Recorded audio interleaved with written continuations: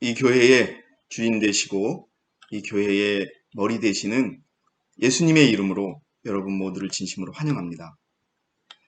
오늘 저는 라오디케아 교회에 보내는 기별을 다시 생각함이라는 제목으로 여러분과 함께 은혜를 나누고자 합니다. 라오디케아 교회에 보내는 기별을 다시 생각하자.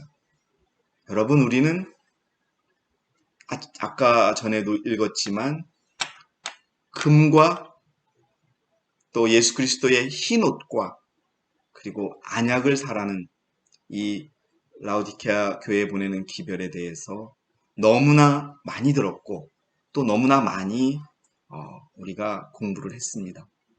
오늘 다시 그 라오디케아 교회에 보내는 기별에 대해서 생각함으로 인해서 이 마지막 때에 우리가 정말 하나님이 명령하신 대로 준비하고 있는가? 특별히 나는 어떤가? 나는 하나님의 백성으로서 마지막 남은 하나님의 교회의 교인으로서 과연 금을 가지고 있고 또 흰 옷을 입고 있으며 또 안약을 눈에 바르고 있는가 깊이 생각해보는 그런 시간을 갖도록 하겠습니다. 다시 한번 핵심이 되는 성경 구절을 제가 읽도록 하겠습니다. 계시록 3장 14절에 16절을 발췌했습니다. 라오디케아인들의 교회의 천사에게 편지하라. 그리고 좀 띄우고요. 내가 내 행위를 아노니. 이 말씀을 쓰신 분, 주시는 분이 우리를 안다고 하십니다. 그런데 우리가 어떠냐? 내가 차지도 않고 덥지도 아니하도다. 나는 내가 차든지 덥든지 하기를 원하노라. 그런데 그 다음에 내가 그처럼 미지근하여 차지도 아니하고 덥지도 아니하기 때문에 내가 너를 내 입에서 토해내겠노라 라고 말씀하십니다. 그리고 또 다른 핵심적인 내용이죠.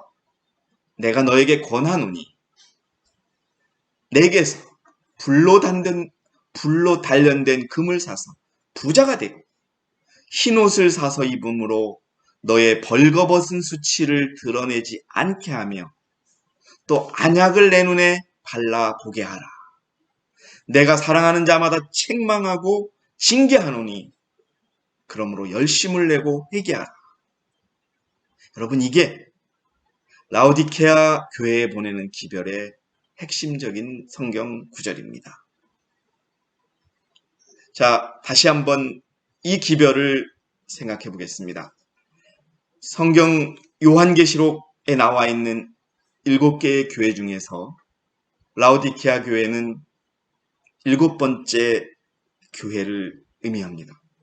시기적으로는 1844년과 재림 때의 그러한 때까지의 교회를 의미합니다. 7개 교회를 여러분 보시는 슬라이드의 왼쪽에 지금 보여드리고 있습니다. 맨 위쪽에 버가모, 두아디라, 서머나, 사데, 필라델피아, 에베소, 라오디게아 이렇게 되어 있습니다. 그리고 오른쪽에 있는 그림은요. 이 라오디케아 교회가 있는 데로부터 약 8km 정도 떨어진 곳에 지금 시대의 나라로는 터키라고 합니다.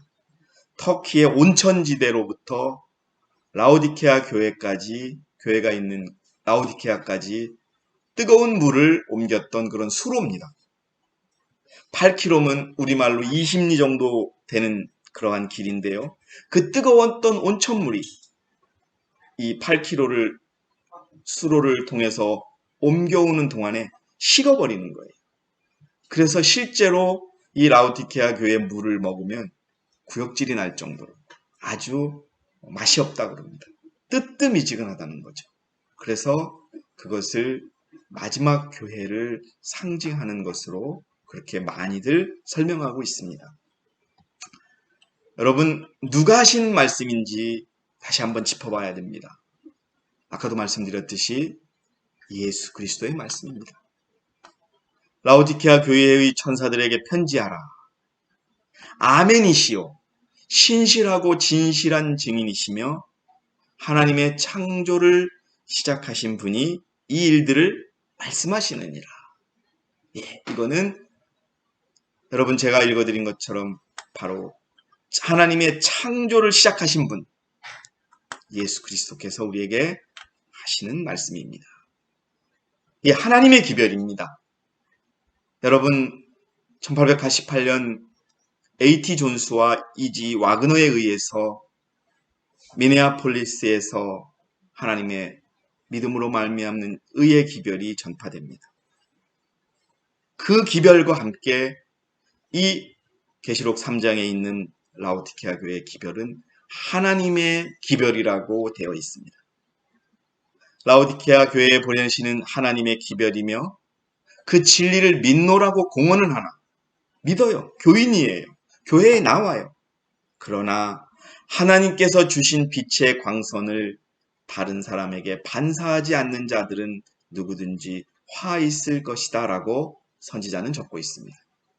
그래서 이것도 여러분 분명히 말씀드리지만 하늘에서 온 기별입니다. 자, 이것은 믿음으로 말미암는 의의 기별이었습니다. 여러분 우리가 너무나 잘 알고 계시죠? 주님께서는 크신 자비를 베푸셔서 와그너와 존스 목사를 통해 그분의 백성들에게, 여러분 우리에게, 라오디케아 교회의 교인들에게 소중한 기별을 보내셨습니다. 이 기별은 들리움을 받으신 구주, 십자가에 달리신 구주, 즉 온 세상의 죄들을 위한 희생 제물에 관한 소식을 세상을 향해 더욱 분명하게 드러낼 것이다. 그것은 보증물을 믿음으로 말미암는 칭의를 제시하였다. 다음 보면요. 그것은 백성들에게 그리스도의 의를 받아들이도록 초청했는데 여러분 중요합니다. 그 다음이 이것은 하나님의 모든 계명에 대한 순종으로 나타난다. 예. 여러분 우리가 1888년 그 기별로부터 시작되어서 라오디케아 기별을 통해 탄생한 남은 교회의 교인으로서 과연 이 기별을 받아들인 사람의 결과처럼 모든 계명을 순종하며 살아가고 있는지 우리 자신을 돌아보시기 바랍니다. 그리고 목사에게 보내는 권면 91페이지에는 또 이렇게 나와 있습니다. 이것이야말로 하나님께서 세상에 전파하도록 명하신 기별이다. 이것은 셋째 천사의 기별이며 이 기별은 큰 소리로 전파되고 크나큰 성령의 부어지심이 수반될 것이다. 네, 이것이 바로 라오디케아 교회에 보내는 기별이었습니다. 여러분, 라오디케아 교회에 보내는 기별은 선지자를 통하여 1892년에 이 땅에 구체적으로 전달이 됩니다. 그런데 이 기별은 무서운 기별입니다. 토하여 내치리라고 하는 말씀도 있고요. 그리고 금과 옷과 안약을 사라고 하는 말씀이 있는데 사지 않는다면, 차든지 덥든지 하지 아니하면 어떤 일이 일어나느냐? 심판의 결과로 이어지는 기별이라는 것입니다. 무서운 기별입니다. 1888년 하나님은 이 땅에 믿음으로 말미암은 의의 기별을 보내시고 다시 몇 년 후에 이제 구체적인 심판의 기별을 보내신 것입니다. 여러분, 라오디케아라고 하는 의미는 그 백성을 심판한다는 뜻이 담겨져 있습니다. 그래서 초기 문집 272페이지에 나는 내가 본 흔들림의 의미를 보았는데 백성들이 흔들려요. 어떤 사람은 교회를 떠나요. 어떤 사람은 더 굳게 교회를 잡아요. 근데 그 흔들림의 의미를 물었는데 그것이 뭐냐? 그것은 라오디케아 교회에 보내는 참된 증인의 권면으로 인한 결과임을 보여주었다. 그 결과 때문에 흔들림이 일어난다 이겁니다. 이 흔들림은 끝날까지 이루어집니다. 언제까지요? 하나님의 남은 백성이 흔들리지 않을 때까지, 흔들릴 것이 없을 때까지 하나님은 그 백성을 심판하고 계십니다. 어느 때는 직접 하시고요. 어느 때는 사단을 이용해서 하기도 합니다. 여러분, 이 코로나가 우리를 얼마나 힘들게 하고 있습니까? 이것도 여러분, 이 순간에도 코로나를 통하여 우리를 심판하고 계심을 여러분 잊지 마시기 바랍니다. 여기 나옵니다. 이 권면은, 이 기별은 그것을 받아들이는 사람들의 마음속에 작용하여 그들로 하여금 수준을 높이게 하고 진리를 매달리도록 이끌 것이다. 예, 그걸 받아들이면 차든지 덥든지 하든지 아니면 금을 사고 그 옷을 사서 입고 안약을 눈에 바른 자는 더 수준이 높아지고 진리에 매달리게 하지만, 그런데 그것을 받아들이지 않는 자들은 이 바른 증거들을 저버릴 것이며 그것을 대항해서 일어날 것이다. 1888년 얼마나 큰 흔들림이 시작이 되었습니까? 하나님의 남은 교회를 자처했던 어떤 교회는 여러분, 그 흔들림을 견뎌내지 못하고 작은 교회를 탄생시키게 되었습니다. 금을 사고 흰 옷을 입은, 그리고 안약을 눈에 바른 그러한 백성들이 모였던 이 땅의 마지막 교회, IMS 교회를 만들어냈던 것입니다. 그런데 IMS 교회가 생기게 됐던 것은 그 기별을 주의하지 않았다는 겁니다. 그 기별을 받았을 때. SDA 성경주석 7권 961페이지에 보니까 라오디아 교회에 보내는 기별은 우리 백성에게 적용된다. 예, 하나님의 백성에게 적용되는 기별입니다. 1888년 기별이 내려왔지만 우리 앞에 있은 지가 오래되었지만 마땅히 주의를 기울여야 할 만큼 주의하고 있지 않다. 참으로 얼마나 많은 사람들이 왜곡된 빛 가운데서 사물들을 보고 있는가? 선교 사업은 열심히 하고 있을지 모르지만, 근데 그 선교 사업 속에서도 이기심으로 말미암아 부패되어 있고 자기 냄새가 너무 강하게 풍긴다 이겁니다. 결국 라오디아 교회는 여러분 부자라고 외치는 그러한 교회가 돼버리고 맙니다. 왜 그런 줄 아세요? 당시 라오디케아는 상업으로 유명한 도시였어요. 종교적으로 유명한 도시였어요. 부족할 것이 없었어요. 부자들이 많았고 또 그 도시에서는 없는 것들이 없을 만큼 번성한 도시였어요. 그러니까 여러분 필요한 게 없었던 거예요. 그래서 부자라고 외쳐요. 그래서 실제로 그러나 그들은 헐벗고 가난했던 것입니다. 누구를 위한 기별이었느냐? 누구에게 전해져야 될 기별이었느냐?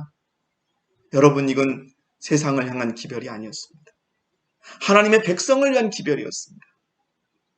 첫 번째, 계명을 지킨다고 공언하지만 지키지 않는 자들을 위한 기별이었어요.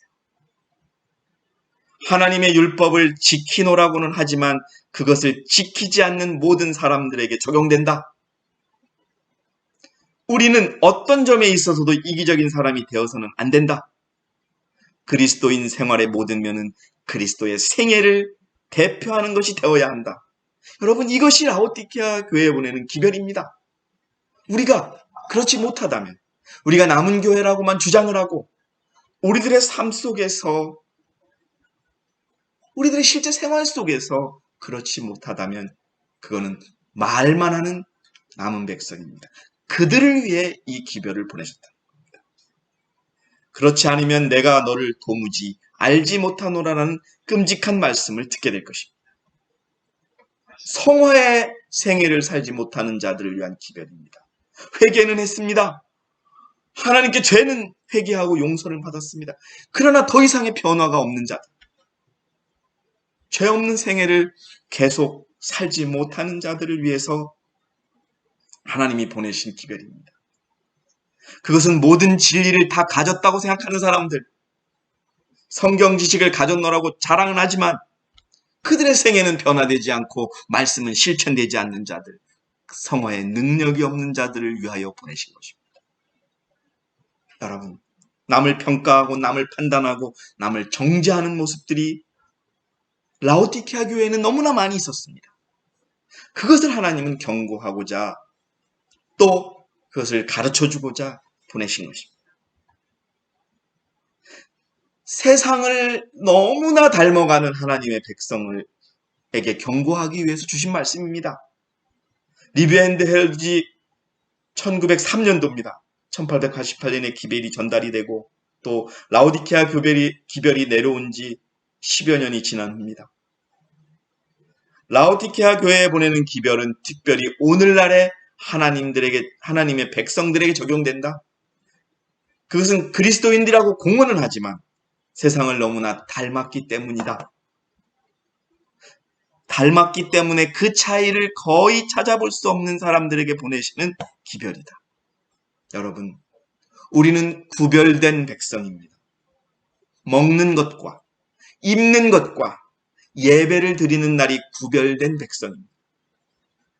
여러분, 우리가 그 구별된 것을 거부하고 포기하고 세상과 간다면, 세상과 같아진다면 뜨뜻미지근해지고 결국은 토해지는 그런 버림받는 백성이 될 것입니다. 여러분, 세상을 너무나 닮았다면 오늘 당장 세상에서 떠나시기 바랍니다. 그렇다고 세상에서 모든 삶을 포기하라는 건 절대 아닙니다. 이 기별의 목적을 다시 한번 말씀드립니다. 자신을 알라는 겁니다. 어떤 철학자가 얘기했어요. 너 자신을 알라. 여러분, 자신을 아는 것은 매우 중요합니다. 내가 어떤 그리스도인인가?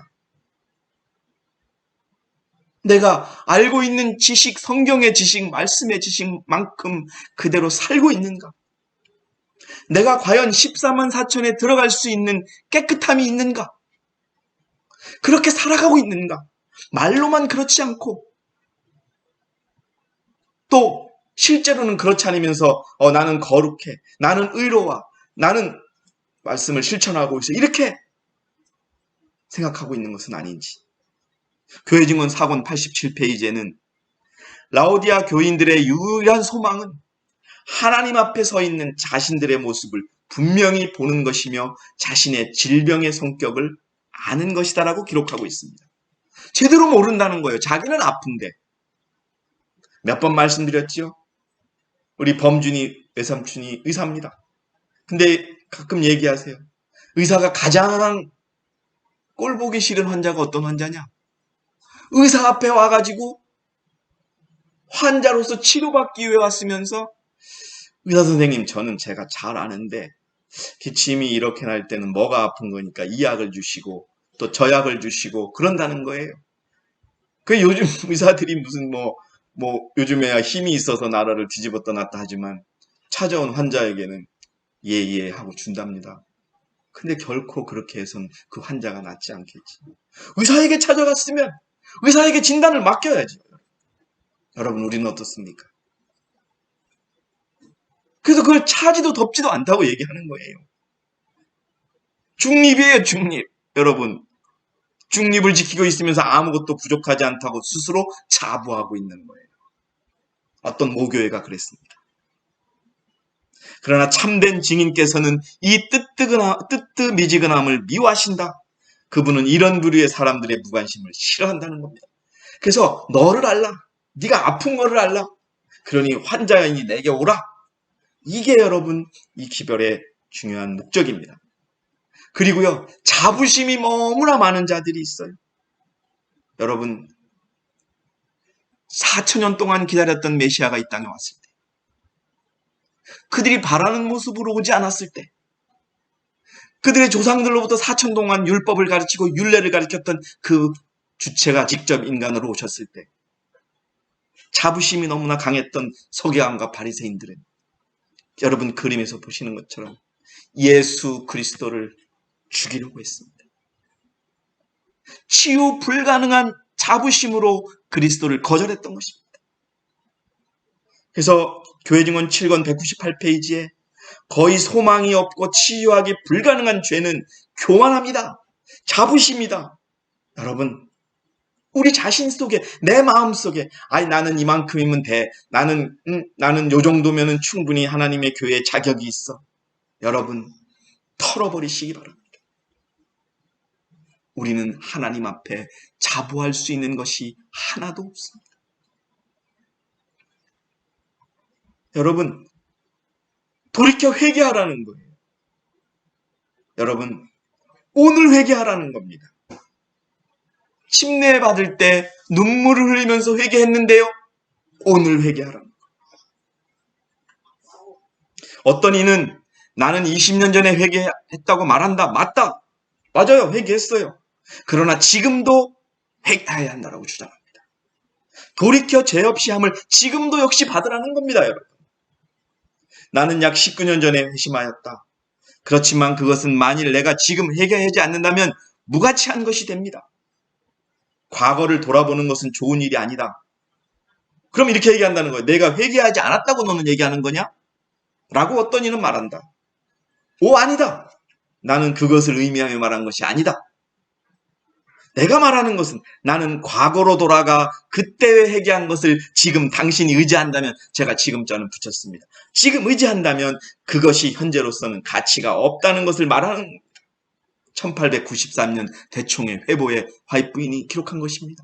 오늘 우리는 돌이켜 회개해서 죄 없이 함을 받는 저와 여러분이 되시기 바랍니다. 여러분, 기별의 결과로 흔들림이 있었고 심판이 이루어졌습니다. 어떻습니까? 이 땅에 존재했던 남은 교회였던 라오디아 교회였던 모 교회는 흔들림으로 인한 심판의 결과로 라오디 교회의 상태에 빠졌다. 그러니 하나님의 임재하심이 그 가운데 계시지 아니하다라고 선지자는 기록하고 있습니다. 이 말은 무엇입니까? 그리스도가 그 안에 계시지 않다는 것입니다. 문 밖에서 두드리고 계신 거예요. 여러분, 이것이 오늘 우리에게도 일어날 수 있습니다. 기억하시기 바랍니다. 이 기별을 우리는 받아들여야 합니다. 우리의 마음속에 그리스도가 같이 있어야 합니다. 그러나 우리가 말만 하고 지키지 않으므로, 자부심으로, 또 교만하여 우리의 마음 문을 열지 않는다면 그리스도는 문 밖에 계십니다. 전혀 힘을 쓰실 수가 없습니다. 여러분, 이 기별은 이론이 아니라 경험입니다. 실제 우리들의 생업에서 겪어야 하는 기별입니다. 1890년 리뷰 앤드 헤럴드지 4월 1일자에 예수님이 사라고 하는 것이 있습니다. 예수님께서 우리를 보고 자기에게서 사라고 하시는 금은 불로 연단한 금이다. 아주 뜨거운 불 속에서 그 불순물들, 찌꺼기들이 다 빠져버린 그런 금이라는 겁니다. 근데 그것이 뭐냐? 믿음과 사랑이다라는 겁니다. 예수 그리스도의 믿음이라는 것입니다. 예수 그리스도의 사랑이라는 것입니다. 그 속에는 찌꺼기가 하나도 섞여있지 않다고 합니다. 그리고 흰옷은 뭐냐? 그리스도의 의다. 그리스도만이 주실 수 있는 혼인 예복이다. 안약은 뭐냐? 우리들에게 매우 부족한 참된 영적 식별력이다. 왜냐하면 영적인 것은 영적으로야 구별할 수 있기 때문입니다. 세 가지를 여러분, 우리는 경험해야 합니다. 여러분, 이 기별은 완벽한 기별입니다. 금은 믿음이요, 안약은 말씀이요, 즉 영적 분별력이요, 의의 옷은 생애요, 성화입니다. 삼박자가 다 갖춰져 있는 완전한 기별입니다. 믿어야 되겠지요. 말씀으로 더 굳건해져야 되겠지요. 그리고 그것을 실천하고 생애할 수 있게 하는 기별이라는 것을 여러분 기억하시기 바랍니다. 다시 한번 우리는 자신의 부족함을 인정해야 합니다. 여러분, 그리스도를 아십니까? 그리스도를 안다면 우리가 오늘 그렇게 자신 있게 하늘을 바라볼 수 없을 만큼 우리의 부족함을 인정할 것입니다. 매 순간마다 내가 마음속에 품었던 이기심과 또 거친 마음과 또 믿음에 대한 불신과 실망과 또 원망과 시기와 질투가 있었다는 것을 우리는 인정해야 합니다. 그리스도인의 완전한 품성을 참으로 얻고자 하는 자들은 결코 자기들이 죄 없다고 하는 생각에 빠지지 않을 것이다. 기억하시기 바랍니다. 여러분, 우리를 불쌍히 여겨달라고 우리는 기도해야 합니다. 그렇지만 그들이 그리스도의 품성대로 살기 위해 마음을 더욱 연마하고 그리스도의 거룩한 형상에 더 가까이 나아가면 나아갈수록, 여러분, 그거예요. 우리가 그리스도를 알면 알수록, 우리가 더 변화되면 변화될수록 더욱 뚜렷이 흠없는 완전함을 분간할 것입니다. 그분에게서 완전함을 발견하면 발견할수록 우리는 더 깊은 자신의 결점을 느끼게 될 것이라고 하나님의 백성들의 성화 7페이지에는 나와 있습니다.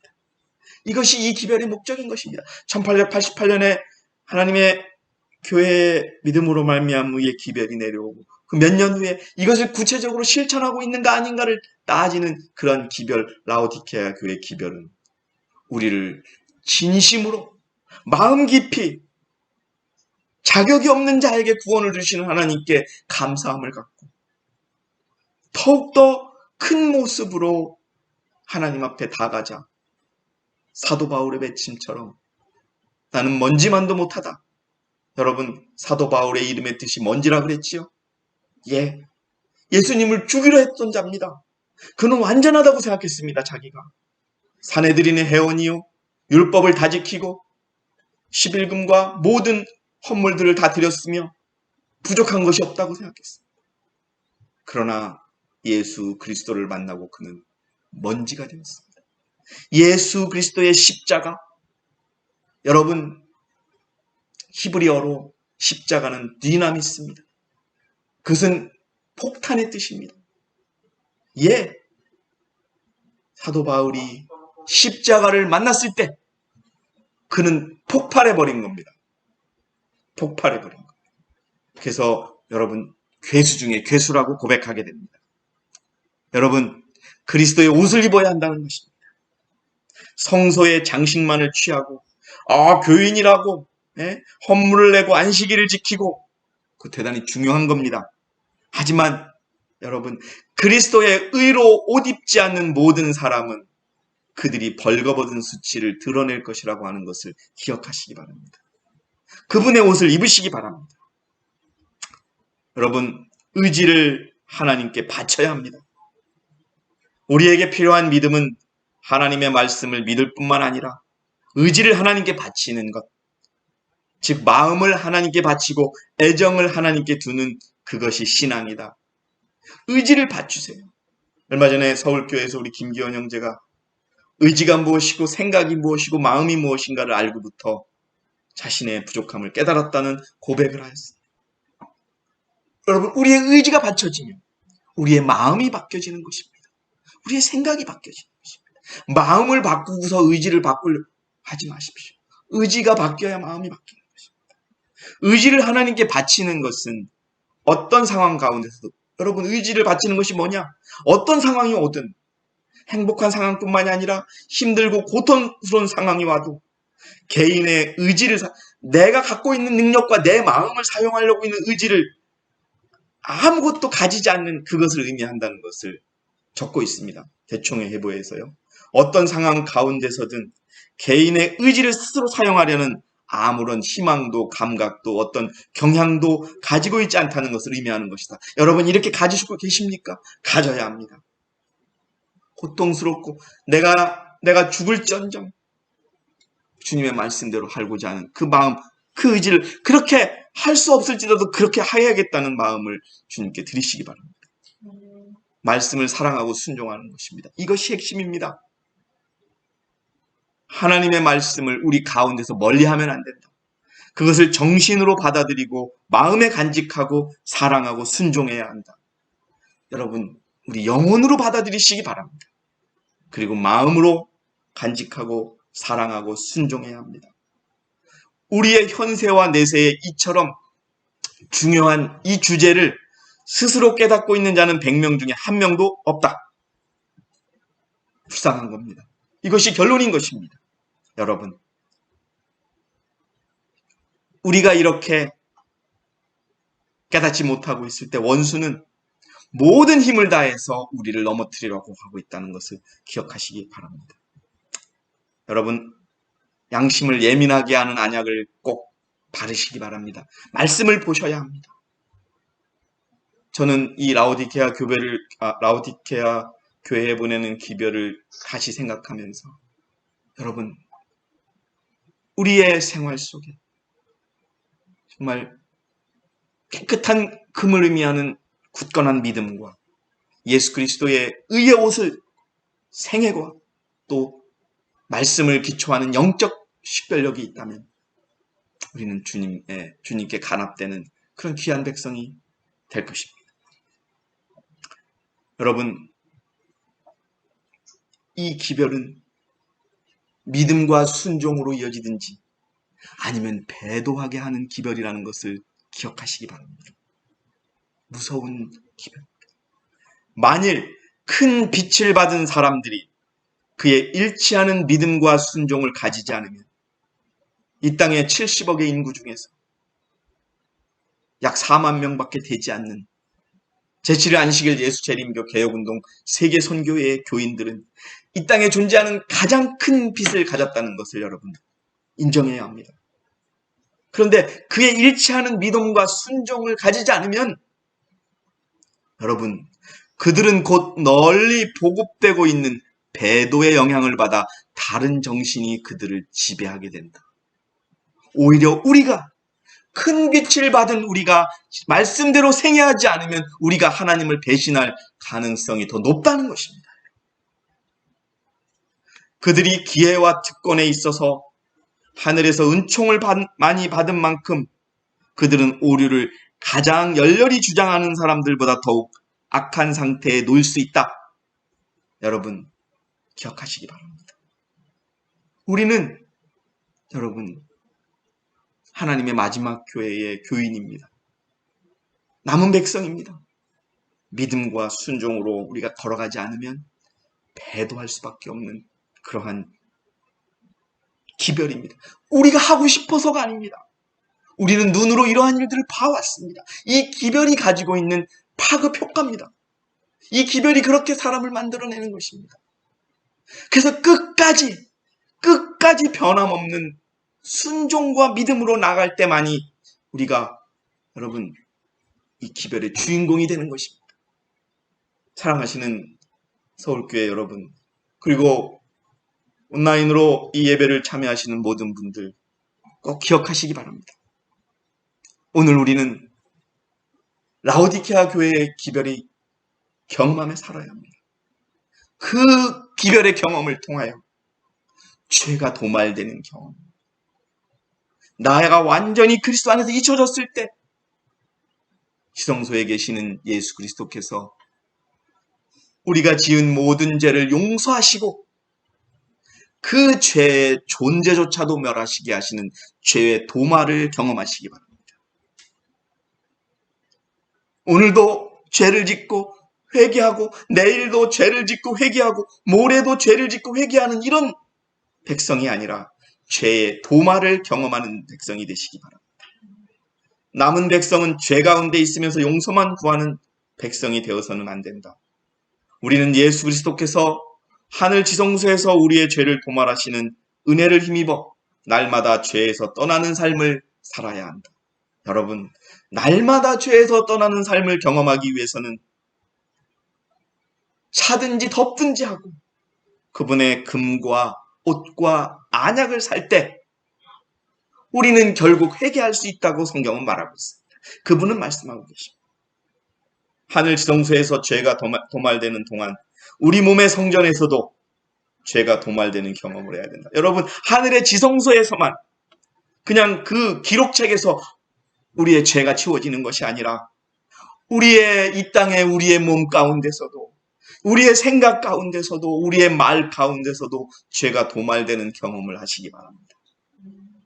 그것이 진정으로 라오디케아 교회에 보내는 기별을 받아들인 사람들의 경험일 것입니다.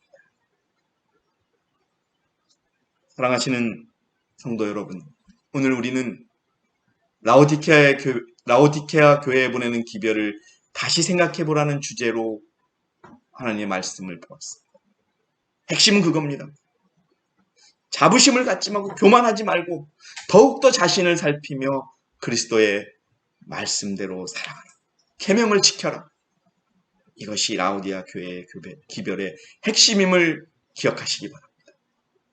여러분 모두가 정말 순결한 깨끗한 그리스도의 의의 옷을 입고 그 흔들림을 통과해 주님의 그 흰옷을 입고 결혼 예복을 입고 우리가 하나님의 신부가 되는 그 놀라운 경험을 하시길 바라면서 오늘 제가 준비한 모든 말씀을 마치겠습니다. 감사합니다.